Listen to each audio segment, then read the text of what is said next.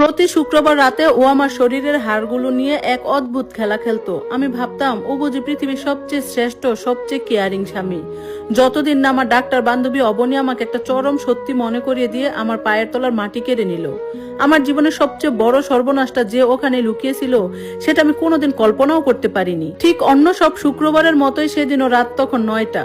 সৈকত তখন আমার পা ধরে শরীরে এলিয়ে দেওয়ার জন্য একটা গামলায় কুসুম কুসুম গরম পানিতে কিছুটা লবণ মিশিয়ে রেডি করে রেখেছে। এটা ওর দীর্ঘদিনের অভ্যাস। বাথরুমের ভেতরটা গরম পানির ভাপে একদম অন্ধকার হয়ে আছে। চারপাশের আয়নাগুলো জমেছে ঘন বাষ্পের আস্তরণ। সৈকত আমার কাছে এগিয়ে এলো। পরম মমতায় আমার সুতির সালোয়ার কামিজের বোতামগুলো আলগা করতে করতে বলল, কি রে অন্তুমণি, আজকে খুব ধকল গেছে তোমার উপর দিয়ে? ওর এই শান্ত, গম্ভীর আর মায়াবী গলার আওয়াজটা শুনলে আমার বুকের ভেতর কেমন যেন একটা অদ্ভুত ভরসা কাজ করতো। মনে হতো দুনিয়ার সব ঝড় ঝাপটা থেকে এই মানুষটা আমাকে আগলে রাখবে। আমি ওর চওড়া কাঠটার উপর মাথাটা এলিয়ে দিয়ে আলতো করে মাথা নাড়ালাম। না গো, আজ অফিসে কাজের চাপ তেমন ছিল না, বেশ আরামেই কেটেছে দিনটা।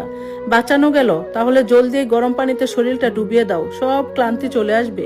তুমি ফ্রেশ হতে হতে আমি তেলটা একটু গরম করে নেই, ম্যাসাজের টেবিলটা রেডি করি। ও আমার কপালে আলতো করে একটা চুমু খেলো। ওর ছোঁয়ায় আমার মনটা কৃতজ্ঞতায় ভরে উঠলো। দেখতে দেখতে আমাদের বিয়ের 7-8টা বছর কেটে গেল, কিন্তু সৈকত ঠিক আগের মতোই আছে। সেই প্রথম দিনের মতো যত্ন, সেই একই রকম ভালোবাসা আর আগলে রাখার মানসিকতা, একটুও বদলায়নি মানুষটা। বিশেষ করে ওর নিজের আবিষ্কৃত হাড়ের থেরাপি বা মেসেজটা তো আমার মনে ওর প্রতি আরো অন্ধবিশ্বাস তৈরি করে দিয়েছিল।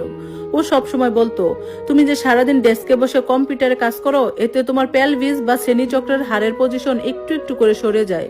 আমরা যদি প্রতি সপ্তাহে এটা ঠিক না করি, তবে ভবিষ্যতে মা হওয়ার সময় কিংবা বয়সের শেষের দিকে গিয়ে তুমি সোজা হয়ে দাঁড়াতেও পারবে না।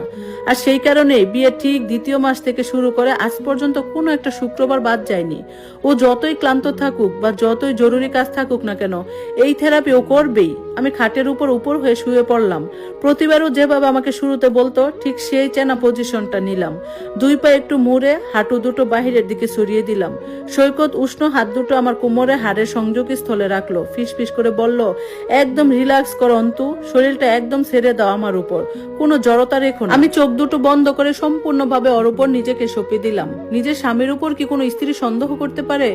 ওর হাতের আঙ্গুলগুলো নড়াচড়া ভীষণ পেশাদার মনে হতো। প্রথমে খুব হালকা হাতে চাপ দিয়ে ও ঠিক হাড়ের জোড়াটা খুঁজে বের করতো। তারপর হুট করে একটা নির্দিষ্ট পরিমাপ করা শক্তিতে চাপ দিত, আর তখনই ভেতর থেকে খুব হালকা একটা ক্লিক বা মরার হাড় ভাঙ্গার মতো শব্দ হতো। শব্দটা হওয়া মাত্রই ওর হাতটা সরিয়ে নিত।